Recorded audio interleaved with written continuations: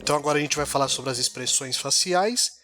E antes de começar, eu preciso lembrar que, assim como a anatomia do corpo ajudou a gente a criar shapes mais interessantes para o personagem, a anatomia da face também vai ajudar a gente a criar expressões faciais que sejam convincentes, que passam a ideia que a gente quer. Então, o primeiro ponto é lembrar que os músculos da face eles estão colocados sobre uma estrutura física que é o crânio humano, que são os ossos do crânio. Então, esses ossos eles não se mexem, eles são fixos, com exceção da mandíbula, né, que ela pode tanto abrir para rotacionar para frente, para trás, ou como tem um certo movimento para os lados. Você consegue movimentar a mandíbula tanto para um lado quanto para outro.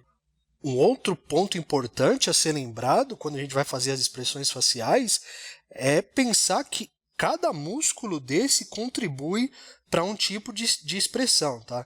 Então, a gente tem aqui, por exemplo, no olho, músculos que são radiais, né? Que eles vão servir só talvez para fechar as pálpebras. Aqui outros músculos radiais que vão só fechar os lábios, né? Movimentar os lábios em si. A gente tem músculos que puxam para cima, que vão levantar a sobrancelha, aqui os que vão puxar o canto da boca, aqui os que vão estender a boca na horizontal, aqui o queixo. Então, cada músculo desse vai criar uma distorção na face e a combinação deles é que vai fazer com que a gente crie diferentes expressões. Um terceiro e talvez mais importante ponto, porque ele é o que mais é visível nas linhas em si que você desenha, é pensar nessa ideia de que esse músculo, por exemplo, ele vai se movimentar nessa direção. Por isso é que na direção contrária a gente tem a contração da pele, né, da carne que vai por cima do músculo, tá? Então, por isso que a gente tem aquela característica, que é aquele vincozinho característico que vai do nariz ao canto da boca. A mesma coisa aqui, por exemplo, nos músculos da testa, eles vão se movimentar para cima e na direção contrária a gente tem as linhas de expressão, né? Tanto que são as linhas, se você olhar no rosto de uma pessoa um pouco mais velha, você vai notar que tem certas marcas e essas marcas elas correm na direção contrária do movimento do músculo. Então é importante lembrar disso, tá? Elas são uma reação do movimento do músculo. E vamos para o que interessa, que é como simplificar isso na face do nosso personagem. Uma forma que eu uso para simplificar essas ideias é lembrar de uma coisa que eu usava lá na época em que eu fazia 3D. Quando a gente modelava um rosto, né, uma cabeça, a gente fazia com que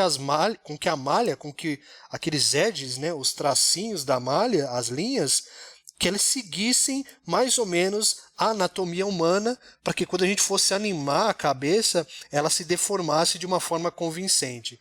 Então todos os edges meio que seguiam a anatomia humana.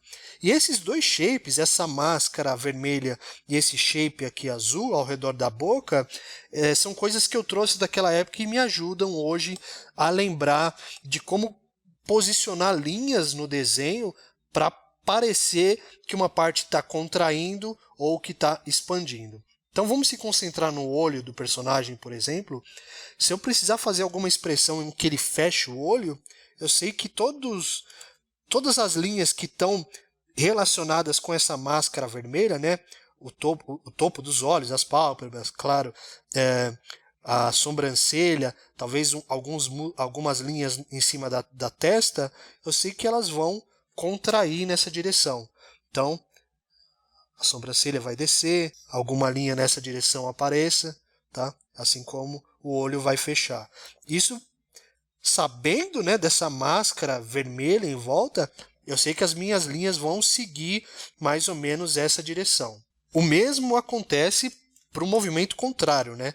Para uma expressão em que eu arregalho os olhos, eu sei que fazendo isso eu vou subir o tamanho da sobrancelha, vou talvez colocar linhas de expressões mais altas aqui, né? Lembrando que as linhas acontecem na direção oposta do músculo. Para a boca, a mesma coisa.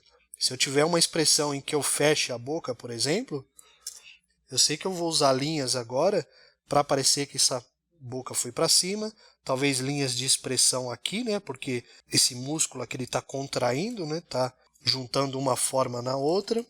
E na direção contrária, numa pose ou numa expressão que eu tenho que abrir bastante a boca, eu sei que eu vou usar linhas nessa direção, né? Para parecer com que a boca está esticando para baixo.